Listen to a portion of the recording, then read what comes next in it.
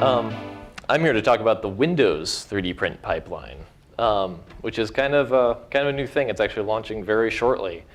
So first off, why am I here?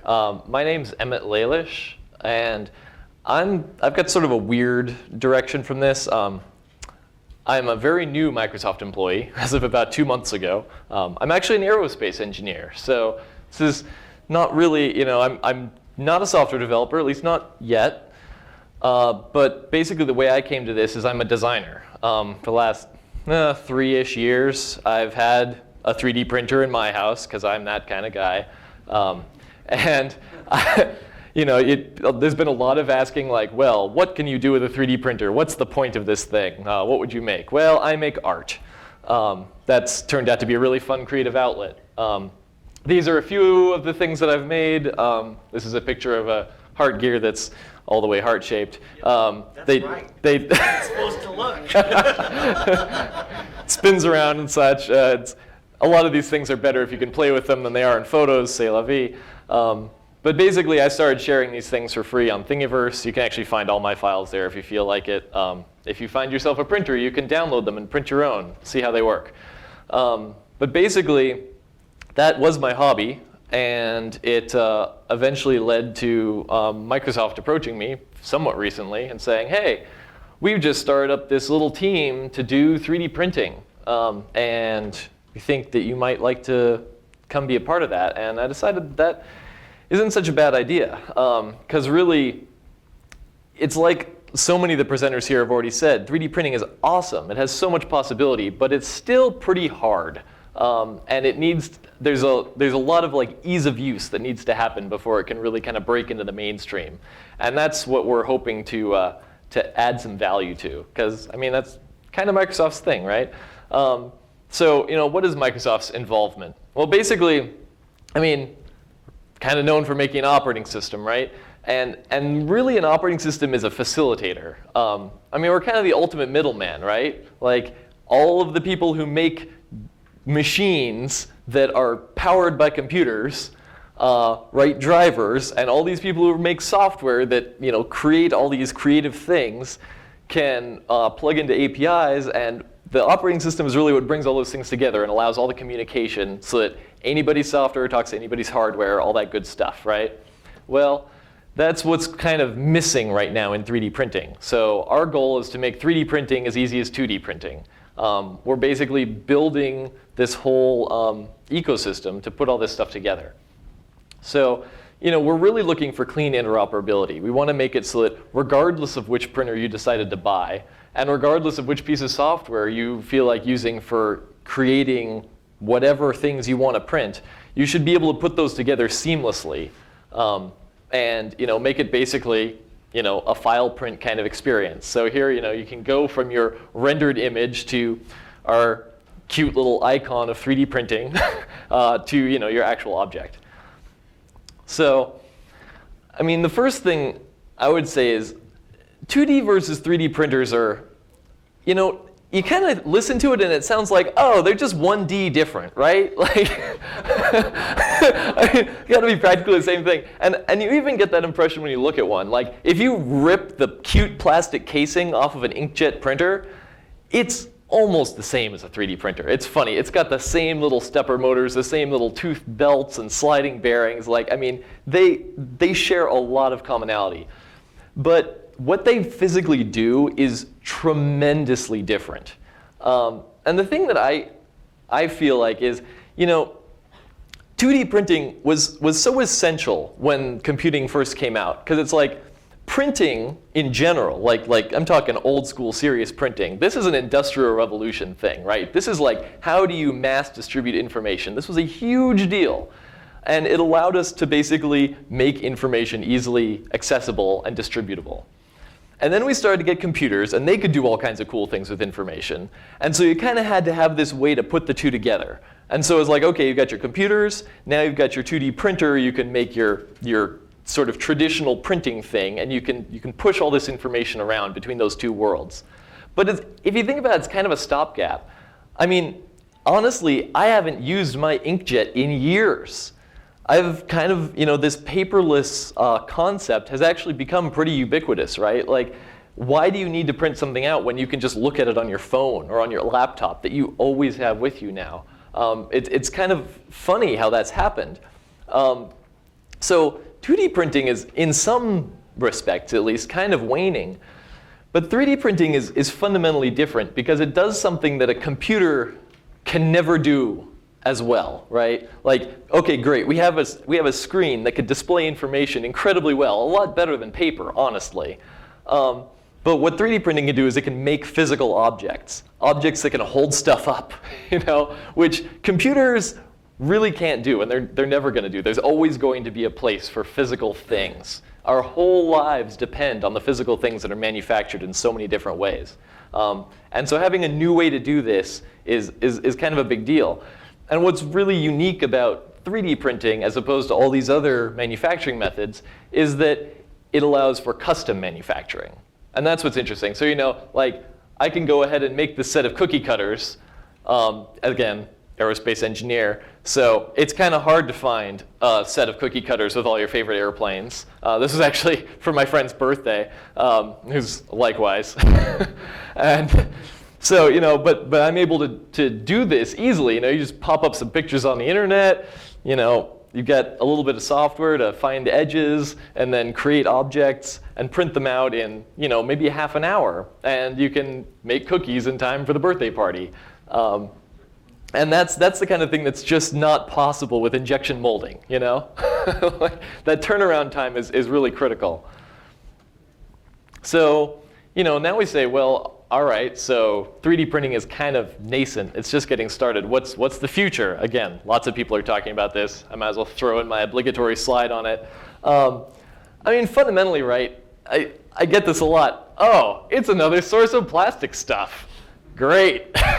I can't help but kind of agree, even though I keep making it. But but fundamentally, right, like, well, our lives are full of plastic stuff. And really, they're only full of plastic stuff because we want that plastic stuff.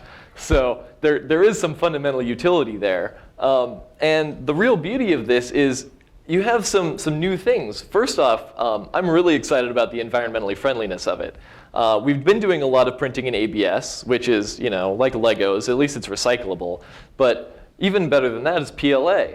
It's polylactic acid. It's made out of corn. It's compostable. This stuff biodegrades. Imagine a world where all the cheap plastic crap that we buy doesn't stay around in a landfill forever.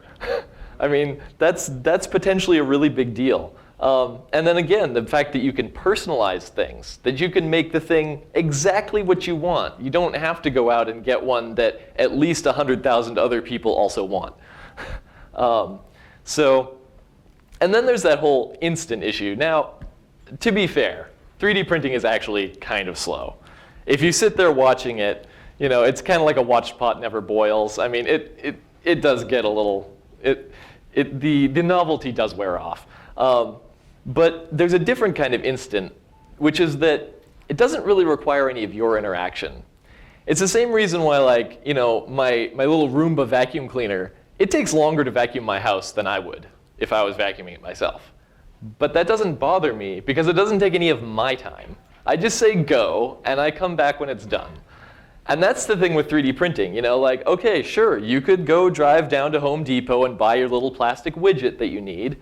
And that's perfectly allowable, but you could also just say, printer, go print it. And maybe it'll take a couple of hours, but it doesn't take any of your time. You didn't have to go drive there, That's the real beauty of it. So there is an element of instantaneousness to it that's really pretty cool. And then, of course, as we go, like, a little farther into the future, all kinds of crazy stuff is happening, right? Just take a look at the research that's going on. It's incredible. Food is already happening. People are definitely starting to do that. I think it won't probably be long before there are printers you can buy that will be food safe and, printing chocolate and et cetera, et cetera. I've seen little printed chocolate turtles at Maker Faire. They're fantastic.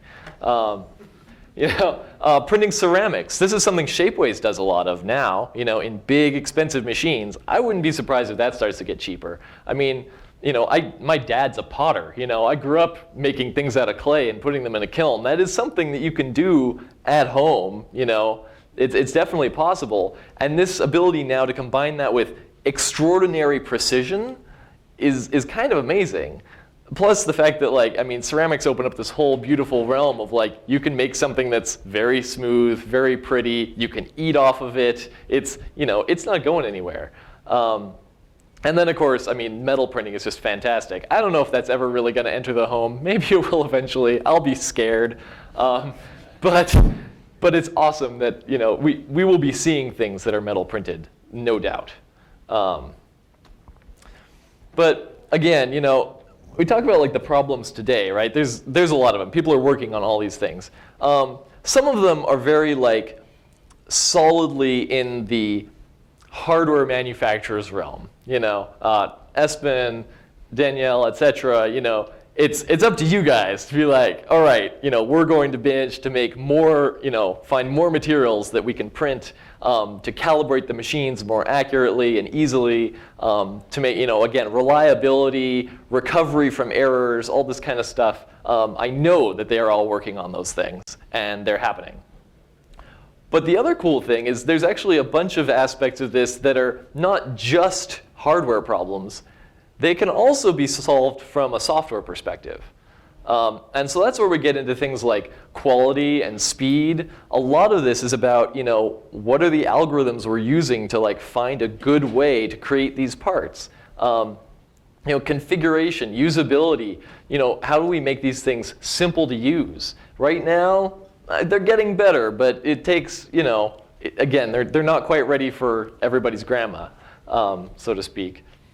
And then, of course, where do you find things to print? The content is a really critical issue. There's some here and there. I throw my stuff up on Thingiverse, but that's not enough. We need so much more. And honestly, a lot of this stuff ends up, it may be scary, but a huge amount of what makes this stuff work is really hardcore math. There's a bunch of geometry under the hood that is necessary to make these things really do what they're supposed to do. And right now, it's a little sketchy. And there's a lot of room to make that sort of tighter and more reliable. So that's kind of more the area that, as Microsoft, we're hey, we know how to make software. Maybe we can help bring a little bit of strength to bear on that. So basically, what we've started with, this is launching with Windows 8.1 in what, a couple of weeks or something. Well, actually, I think it's launching in a couple of days. Anyway, I can't keep track of this stuff. But it's coming out, and we actually are shipping something with it, even though our team's only a year old, which is kind of cool. And we're all of 6 people. And really, they did all this work without me because I just started.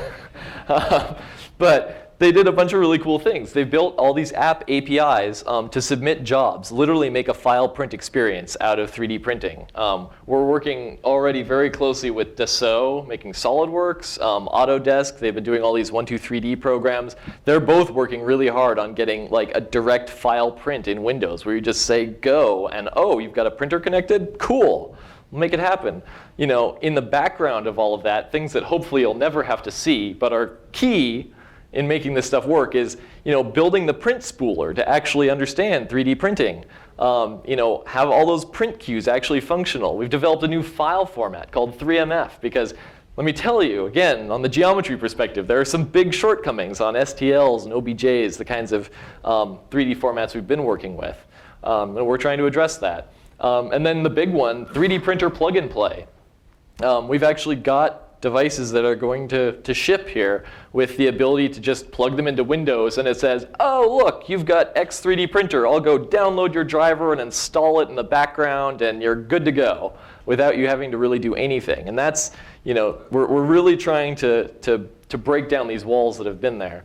We're trying to get into this space where the devices can actually, tell you what they're capable of doing, so that they can interact with the apps. Status notifications of how prints are actually functioning. It's all stuff that we're working hard at. And so we're working with lots of companies. These are sort of the people who've been sort of most interactive with us, and that we'll probably be shipping the soonest. Of course, MakerBot you've been hearing about, 3D systems with the Cube. The PP3DP folks are over in China. They've got a pretty solid printer. And then some of these more RepRap style devices like the A1 we've got pictured here. We're definitely excited to work with Espen and co. To get more of these things functional. So now, right, it's your turn. That's the beauty of it, right? We're just the operating system. We've built this underlying stuff to make it work, but everything we do is hidden, ideally, right? You never want to know it's there. The secret to making it awesome is all of the software developers out there, like yourselves, hopefully, that are looking for cool opportunities, and there's a lot, because we want to work with everybody, right? We want there to be a big, healthy ecosystem of device manufacturers and software developers. We want people to have plenty of choice of programs to use and ways to print things. So the way I see it, I mean, there are like so many places that we could potentially have like, I don't know, amazing apps coming out. But I see two areas that are probably going to have a whole lot of action and need a whole lot of action because there's not enough there yet. And one is 3D content creation, and another is 3D content distribution. Because again, the content is really, I mean, that's the cornerstone. That's what people want. They want things to print.